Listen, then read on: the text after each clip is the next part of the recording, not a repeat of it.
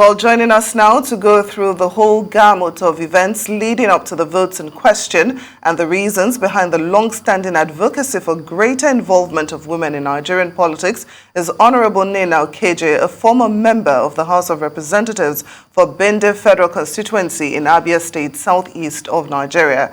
Thanks for joining us on Newsday. Thank you very much for having me. First of all, I would like to have your thoughts on the National Assembly turning down the gender bills. Well, the National Assembly turning down the gender bills is what the National Assembly has done for the longest time, and that is what they do. And, and that's the reason why we'll call this the unfinished conversation of our time. The National Assembly continues to do that. First of all, I always ask, is it the chicken or the egg situation? A situation where we have over 90% males in the National Assembly. It makes it very difficult for that 90% males to vote for a bill that seeks, in their words, to disenfranchise them and populate the place with women. And so, for us, we're optimistic because a lot of advocacy had gone into it. There was a lot of engagement. We actually recruited more gender champions than we've ever had. The Speaker of the House of Representatives, Honorable Femi Gbajabiamila, was actually one of the co-sponsors. On the day before the votes, on the day of the votes, he did what a presiding officer should never really do, which is descend to the arena. He actually tried to coax, cajole, remind the members that they needed to vote for the bill. And in fairness, especially with the one for extra seats in Parliament, we got about 88 votes. Now, this is the first time we've ever had those numbers. Unfortunately, it is representative of our patriarchal society. It is representative of everything that women have always advocated against, and it is representative of the reason why we're third from the bottom of 187 countries as far as inclusion of women in the political space is concerned.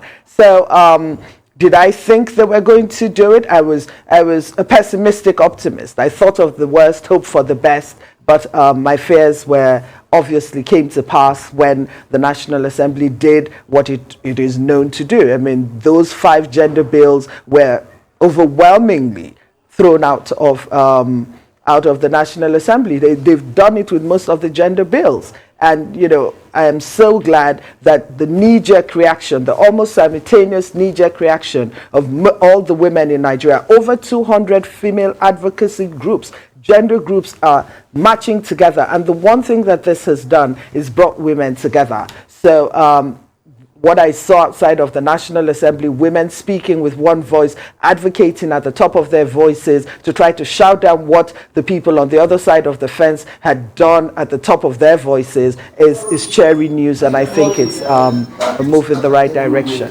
Now, it's also being claimed that a lot of the initial lawmakers who signed on to the bill later on came to vote no.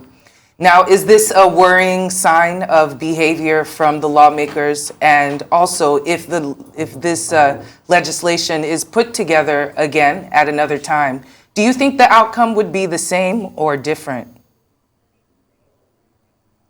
I think that I'm hopeful. As I said, I'm a pessimistic optimist. I'm hopeful that the outcomes would be different. A lot of the Now, what happens in a constitutional amendment is that a lot of people or the lawmakers are expected to go back to their constituencies, engage with their constituencies, put the questions before their constituencies, and collate the aggregate opinion of a critical mass of their constituencies. So even if as members, probably they had come to before and supported the bill, and they had gone back and engaged with their constituencies, and their constituencies said to them that absolutely they were not interested in those bills, then the National Assembly members would probably have little option but to come back. So my concern is that, unless something drastic is done to change the mindset, the misogyny that completely overwhelms the Nigerian space. Unless something is done, the lack of understanding of the need for people to have more women, to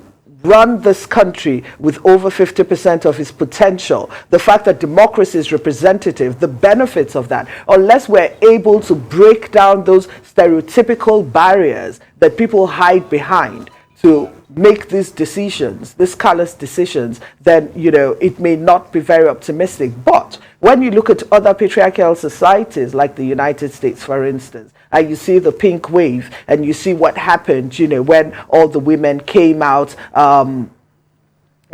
just before the midterm elections, and we saw the pink wave. I'm hoping that something drastic like that happens, that changes this misogyny, this absolute lack of respect. Because, I mean, unfortunately, the wife of the vice president was sat there, and, you know, just with all the pomp and circumstance of her office, she was sat there, and nobody, I mean, it didn't deter them. So for me, I'm hopeful that when it does come back, that between now and when it comes back, because, you know, my concern is that the demands that those bills be revisited, I've heard from different quarters, from different fora. I don't know if we can set aside the rules of the House on constitutional amendment to try to take them again. I don't know if it's something that the National Assembly is willing to do, but I am hopeful that between now and then, we actually have a groundswell that drives the conversations in the way that we want them to go. But unfortunately, it's deeply entrenched long-term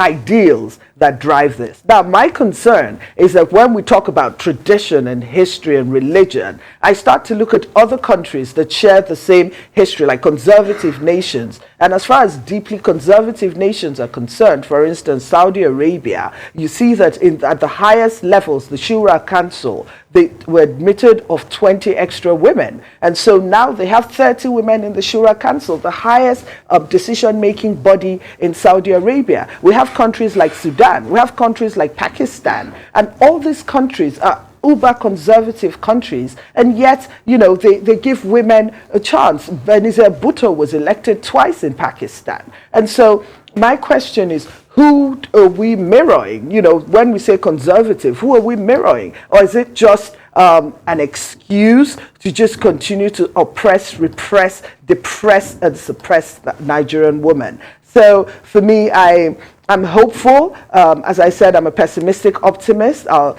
hope for the best, but you know, it's going to take a while, unfortunately, if we don't do something about turning back the tide on these stereotypes. Well, Mrs. Nnenna Ukeje, the former House of Representatives member, thank you so much for your insight and for joining us on Newsday.